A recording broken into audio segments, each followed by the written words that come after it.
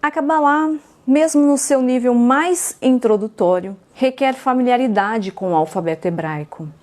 E para estudar a Kabbalah em profundidade, a pessoa ela precisa pelo menos ler ou entender textos básicos como a Torá e a Mishnah, por exemplo. Embora o hebraico não tenha sido uma língua falada por quase 1500 anos, sabe-se que muitos estudiosos da Torá, incluindo cabalistas, escreveram muitos dos mais esplêndidos textos em hebraico. Portanto, saber hebraico minimamente irá ajudá-lo a entender esse estudo tão profundo que é a Kabbalah.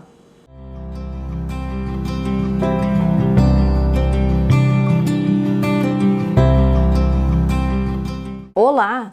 Hoje vamos dar continuidade ao estudo das letras sagradas, o alfabeto hebraico. Mas antes eu quero fazer algumas observações sobre o vídeo anterior, né?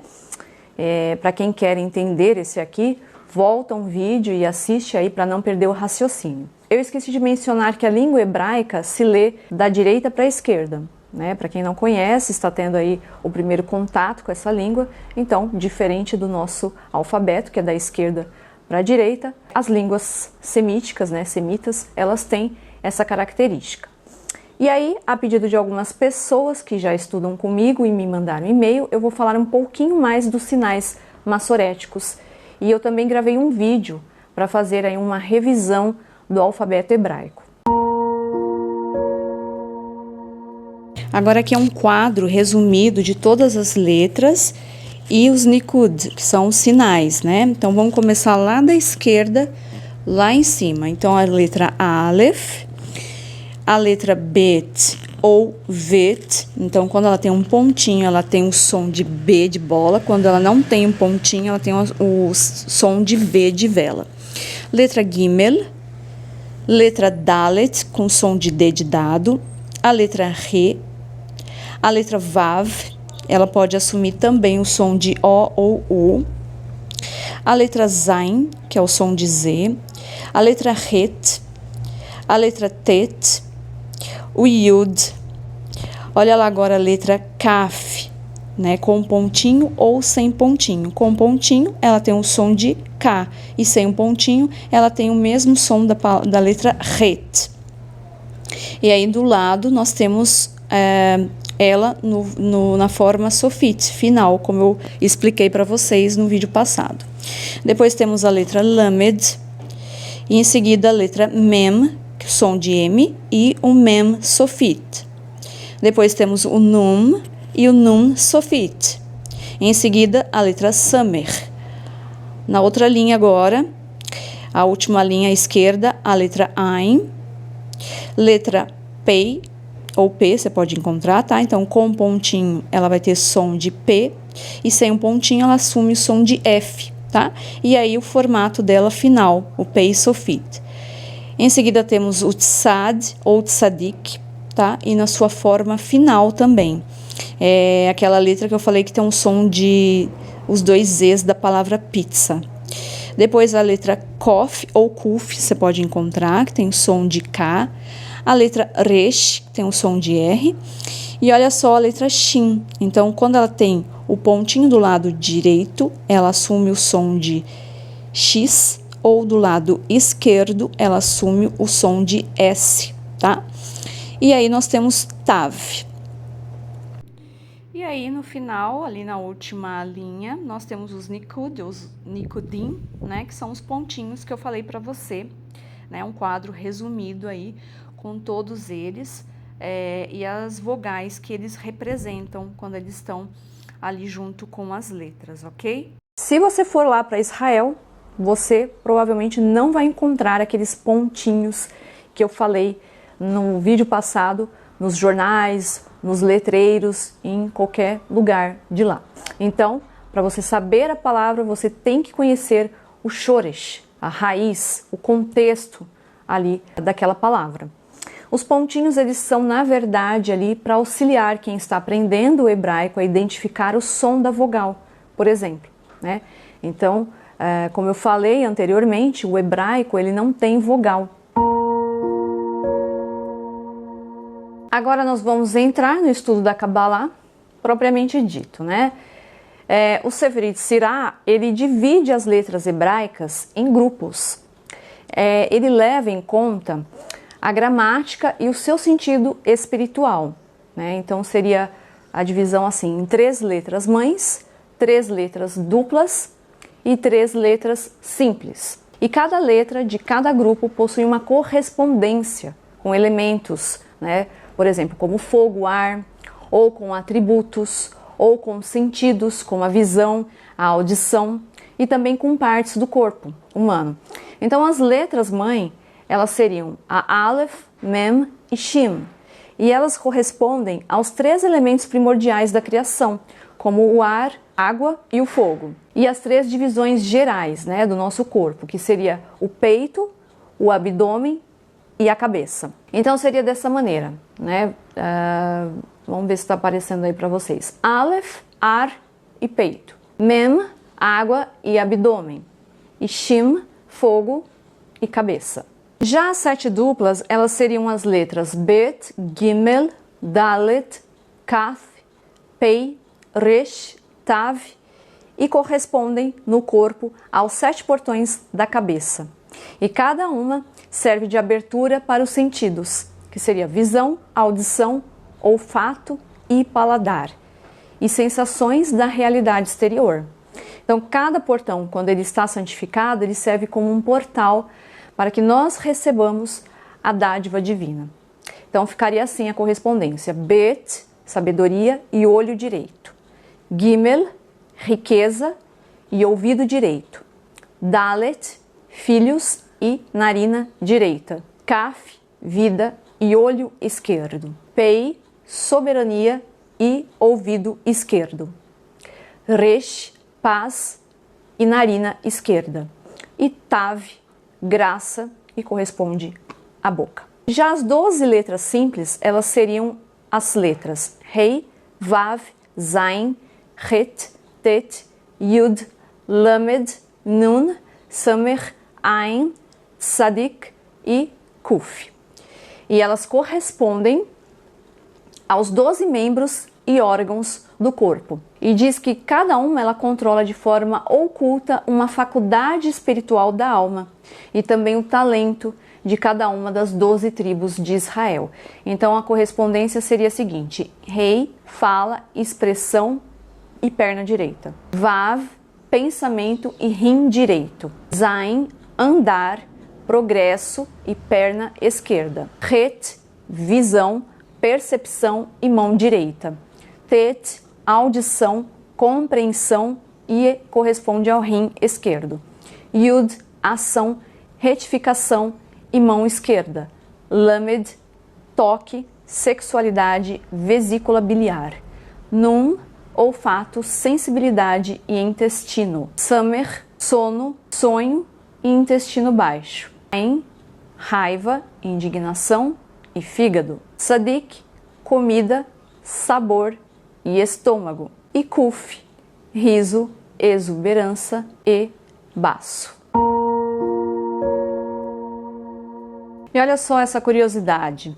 Diz que na época do templo, os professores eles faziam as crianças lamberem as letras que estavam embebidas em mel, para que elas aprendessem que o mundo do alfabeto é um mundo pleno de doçura e sem amargura. Então, que comecemos aqui de maneira doce e suave a iniciação desse estudo que abrirá portas de um saber único. Eu falei no outro vídeo que Deus criou o mundo através de 10 dizeres. Na verdade, já falei em outros vídeos também. E esse é um dos fundamentos da Kabbalah. Mas é claro que se trata ali de uma metáfora, uma alegoria, tá? Por outro lado, quando nós pensamos no momento que Deus criou o ser humano, e Deus então ele insuflou um espírito de vida no ser humano, eu falei sobre isso lá no módulo Dimensões da Alma, para quem não assistiu, assista. Existe uma linha que defende que Deus então ele insuflou um espírito falante no ser humano, porque é o único ser que fala, Então o ser humano ele possui uma centelha, uma faísca divina, e isso ele vai ser representado aí por essa capacidade que o ser humano tem de se comunicar e de utilizar palavras e letras para transmitir sentimentos, ideias, e assim por diante. Então, podemos entender que existe um poder muito maior nas palavras do que nós imaginamos. Eu também falei sobre isso lá no primeiro módulo dos nossos estudos, né? Você vai ver que a gente está montando aí um grande quebra-cabeça. Então existem palavras que elas edificam, né? Que elas podem nos colocar num nível espiritual e emocional muito elevado. Mas também existem aquelas que podem ter o efeito contrário, né? Eu até falei, se não me engano, lá no vídeo de Cabala Prática, que nós temos que tomar cuidado com as nossas palavras, porque elas têm um poder e por isso nós temos que vigiar os nossos pensamentos também. Eu acho que eu falo isso até no meu e-book. Então cada palavra ela não existe à toa. Ela vai ter um significado essencial, seja o nome de um animal, seja o nome de um ser humano, né? Já parou para pensar nisso?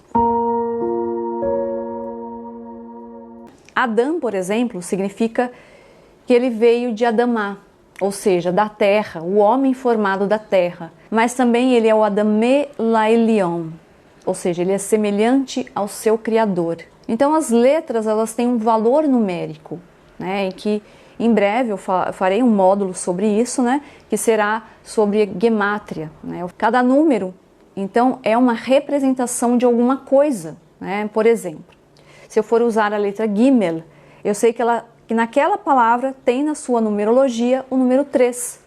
O Resh, por exemplo, ele vale 200. Então, e aí se a gente somar os números, nós vamos obter o seu significado, né? E o nome da letra também possui o seu significado no hebraico. E esse significado ele vai se unir ao valor numérico, né? Então nós temos aí um significado ainda mais profundo. Deu para entender?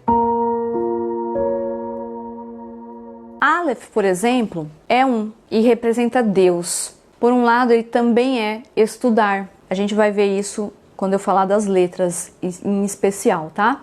Então, Aleph, ele também vem de Aluf, que significa general, dono, né? Então, outra questão que nós também encontramos é o significado que nós encontramos na forma da letra. Então, o Aleph, por exemplo, ele é, na verdade, se você parar e observar, ele é formado por 2 Yud e um Vav. Vou colocar a imagem aqui de novo. E ele representa Deus, como eu falei. E qual é o nome mais importante que nós conhecemos de Deus? Quem me acompanha sabe, hein? O tetragrama sagrado, certo? Lembra daquela vinheta no final dos meus vídeos? É esse nome mesmo. Então, se você pegar os 2 Yud, que vale 10 cada, lá na gemátria, tá? E somar, já são 20. O Vav vale 6. Então, se a gente somar 10 mais 6, nós obtemos o valor de 26. E esse número é o mesmo do tetragrama. Mas por quê? Vamos ver, olha lá. O tetragrama, ele é formado de um Yud, 2 Reis e um Vav, certo? Yud, como eu falei, vale 10. O Rei, ele vale 5. 5 vezes 2, 10. Vai anotando aí, hein? O Vav, ele vale 6. Então, se a gente somar 10 mais 6, a gente tem o número 26, assim como a letra Aleph. Viu que interessante? É assim que funciona a Kabbalah, gente. Eva, antes se chamava Hayá, e depois de pecar virou Hava, que é Eva em português, né? Então, se você parar para observar, ela tinha um Yud no nome dela. E esse Yud a levava ao mundo vindouro, ao Olam Abá. Mas, pelo pecado, ela caiu. E esse Yud vira um Vav. Outro exemplo é a palavra Emet. Olha só que interessante. Emet significa verdade em hebraico, né? Então, ele é formado pelas letras Aleph, Mem e Tav. E todas essas letras, elas têm uma base forte. Pode reparar no formato delas. O Aleph, por exemplo, ele tem 2 perninhas. O Mem, você vê, ele tem uma base grande embaixo. E o Tav, ele também tem 2 pernas. O que isso significa cabalisticamente falando, né? Que a verdade, ela tem a sua base forte do começo ao fim. Olha só que curioso. Já a palavra mentira, no hebraico, é sheker, formado pelas letras Shin. Pode observar que Shin afunila. Ela não tem a base larga como Mem. O Kuf, que também não tem uma base forte, só tem uma perninha. E o Resh também, que só tem uma perninha. Ou seja, a mentira tem pernas curtas. Olha só o que nos conta o Rabi Isaac Luria. Ele conta que num dia, um dos dias mais sagrados do ano, ele estava fazendo as suas preces. E aí ele conta que outra pessoa, ele também fazia suas preces. E ele conseguiu chegar num estágio mais elevado que ele. Então ele quis entender, o Luria, ele quis entender o que a pessoa fez para ter uma prece tão elevada. E aí ele vai até a pessoa para saber o que aquela pessoa fez. E aí aquela pessoa, ela responde que ela nem sabia ler o livro de preces, né? Simplesmente leu, ou melhor, né, falou ali, pronunciou em voz alta o alfabeto hebraico, porque era a única coisa que ele sabia, né? E aí ele fala ali para Deus, da sua maneira mais simples possível, mais simplória, que ele não sabia ler, né? Mas ele sabia as letras do alfabeto hebraico. Então ele pede para que Deus, que através dessas letras, Deus formasse as palavras, né? E que essas palavras chegassem até o seu trono. Isso até me arrepia, né? Para que as suas preces, então, fossem ouvidas, assegurando que todas as pessoas tivessem as suas bênçãos. Arizal, que é o Isaac Luria, ele ficou muito emocionado. Qual é a moral da história? É que a combinação das letras em hebraico, elas são tão poderosas, e isso fez com que as preces daquele homem, mais simples possível, fossem ouvidas, né? Na sua simplicidade. Sabemos que a Kabbalah, ela tem muitos nomes ali de Deus, né? Com muitas combinações de letras, né? Cada uma ali com a sua energia. A gente sabe que Bezalel, ou Bezalel, né? Foi um sábio que ele teve inspiração divina, responsável ali pela construção do tabernáculo, né? Para quem não sabe, tem que voltar lá e ler a Bíblia, tá? E qual foi a sua inspiração divina? Dizem que ele sabia as letras utilizadas por Deus para a construção do universo. E ele sabia que com essas letras ele tinha que construir o tabernáculo, que representava a residência de Deus nesse mundo. Mais uma vez, nós vemos então esse segredo, certo? Bom, gente, eu vou ficando por aqui e nós retornamos no próximo vídeo. E aí eu vou entrar em cada letra, provavelmente eu vou falar de 2 em 2 letras, tá? Então, como eu sempre falo, se você tiver dúvida, mande sua mensagem para mim e eu respondo assim que possível. Muito obrigada e até o próximo vídeo.